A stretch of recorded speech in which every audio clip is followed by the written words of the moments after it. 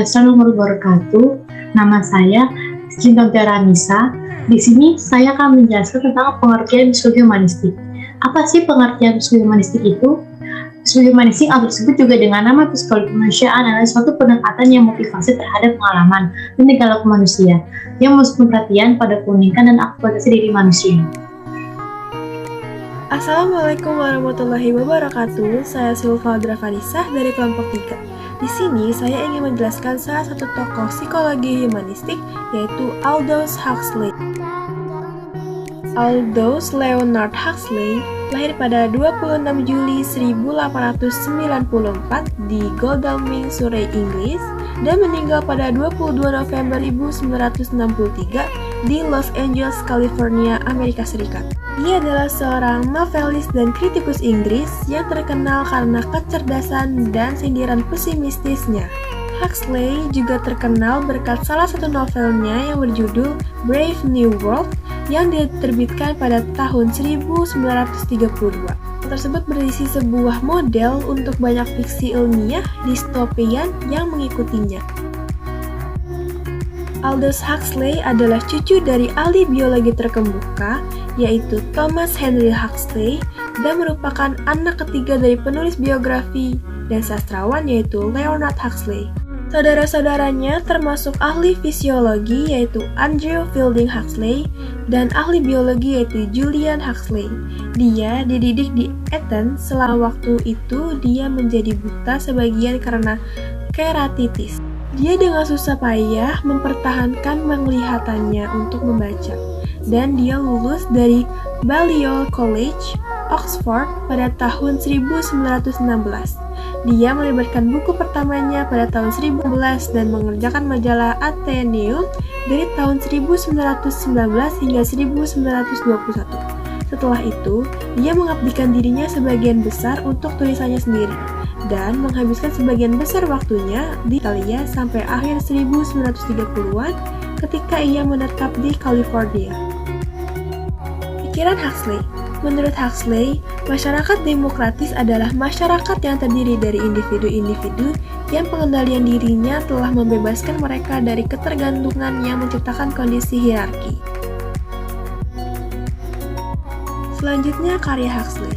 Huxley memiliki banyak karya semasa hidupnya, termasuk naskah, novel, drama, dan puisi. Dari naskah itu sendiri ada Brave New World, Evanescence, A Woman's Vengeance, Prelude to Fame. Dari novel ada Chrome Yellow, Antique Hay, Eyeless in Gaza, Island, Those Barren Leaves.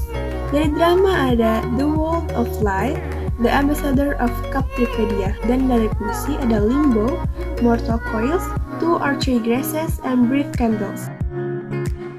Dan ini beberapa referensi yang saya gunakan untuk membuat materi ini. Sekian yang dapat saya sampaikan mengenai Aldous Huxley. Kurang lebihnya mohon maaf. Wassalamualaikum warahmatullahi wabarakatuh. Abdul Aziz, NIM saya 06035210055.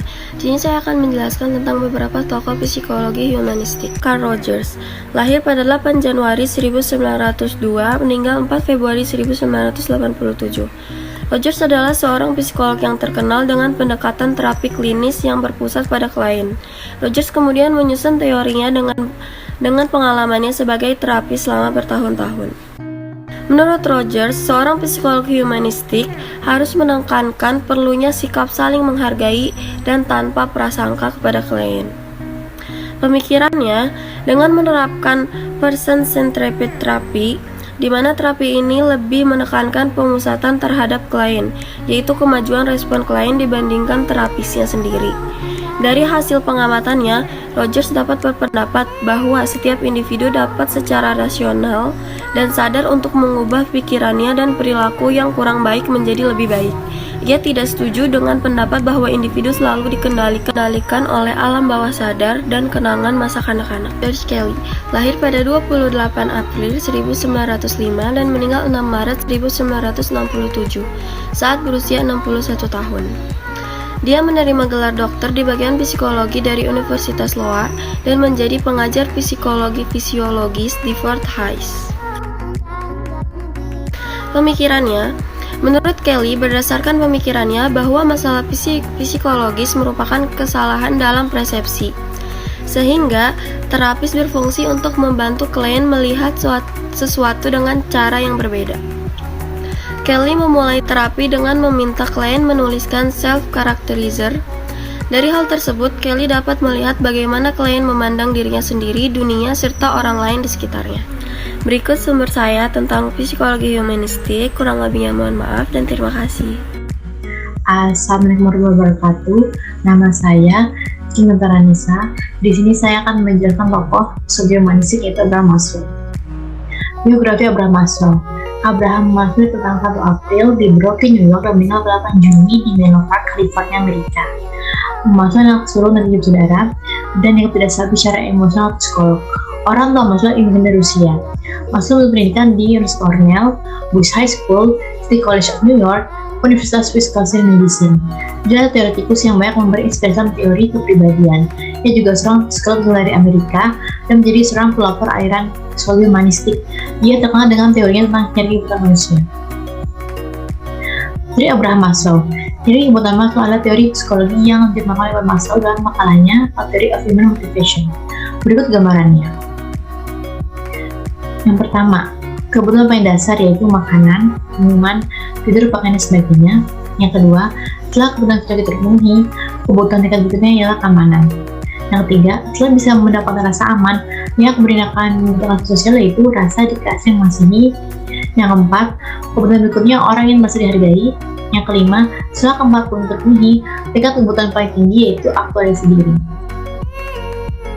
Karya-karya Abraham Maslow. Yang pertama ada A Theory of Human Motivation. Yang kedua ada Toward a Psychology of Being. Yang ketiga ada Maslow Management. Berikut tokoh psikologi humanistik yaitu Rollo May. Biografi Rollo May. Rollo May lahir pada tanggal 1 April di Ada, Ohio, Amerika, dan meninggal pada 2 Oktober di Tiburon, California.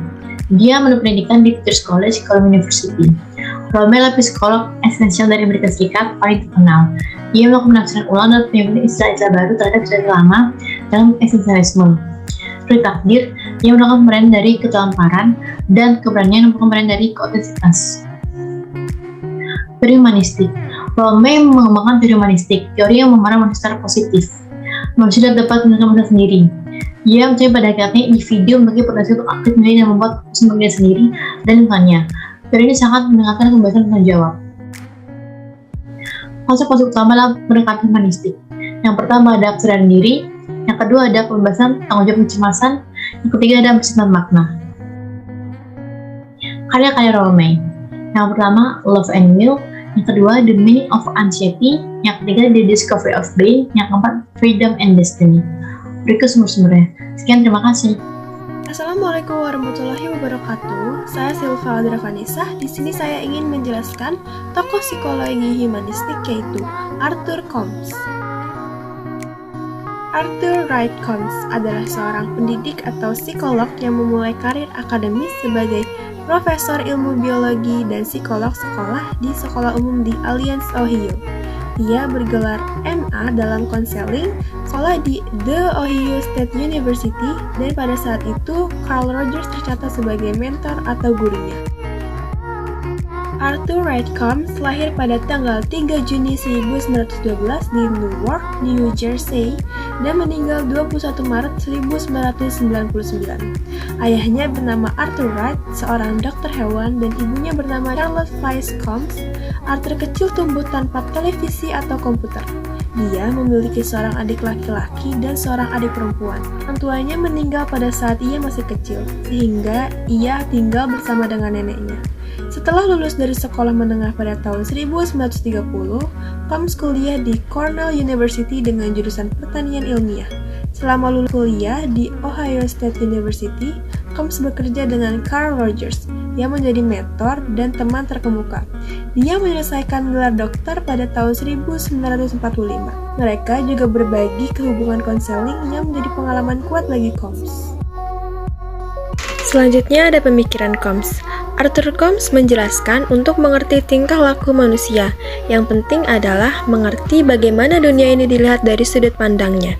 Pernyataan ini adalah salah satu dari pandangan humanistik mengenai perasaan, persepsi, kepercayaan, dan tujuan tingkah laku inner atau dari dalam yang membuat orang berbeda dengan orang lain.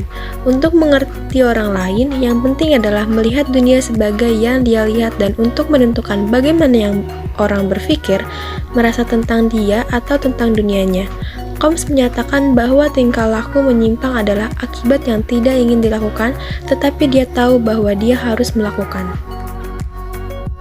Selanjutnya ada beberapa karya-karya Combs. Yang pertama ada Helping Relationships, Basic Concepts for the Helping Profession, yang diterbitkan pada tahun 1971. Lalu ada Myths in Education, yang diterbitkan pada tahun 1979. Lalu ada A Theory Therapy Guidelines for Counseling Practice, yang diterbitkan pada tahun 1989. Dan ada juga diterbitkan pada tahun 1999 yang berjudul Being and Becoming: A Field Approach in Psychology. Dan di sini ada beberapa referensi yang saya gunakan untuk membuat PPT ini. Sekian yang dapat saya sampaikan mengenai Arthur Combs. Kurang lebihnya mohon maaf. Wassalamualaikum warahmatullahi wabarakatuh. Assalamualaikum warahmatullahi wabarakatuh. Nama saya Ahmad Azhar Said. Saya dari kelompok 3. Di sini saya akan menjelaskan tentang psikologi humanistik. Tokoh yang pertama adalah Charlotte Buhler. Charlotte Buhler lahir di Berlin pada tahun 1893. Ia adalah anak pertama dari 2 bersaudara. Dia menerima gelar sarjana dari Universitas Berlin. Untuk studi pasca sarjananya, ia belajar di University Munich, di mana ia bertemu Karl Buchler. Keduanya nikah pada tahun 1916 dan dia lulus summa cum laude dengan gelar PhD pada tahun 1918. Buchler dan suaminya kemudian pindah ke Dresden, di mana mereka mulai mengajar di Technical University of Dresden. Charles Buchler lahir di Nemalachowski 20 Desember pada tahun 1893 dan meninggal pada tahun 3 Februari 1974. Dan ia adalah seorang psikolog perkembangan Jerman Amerika. Selanjutnya adalah perjalanan karir dari Charlotte Buchler.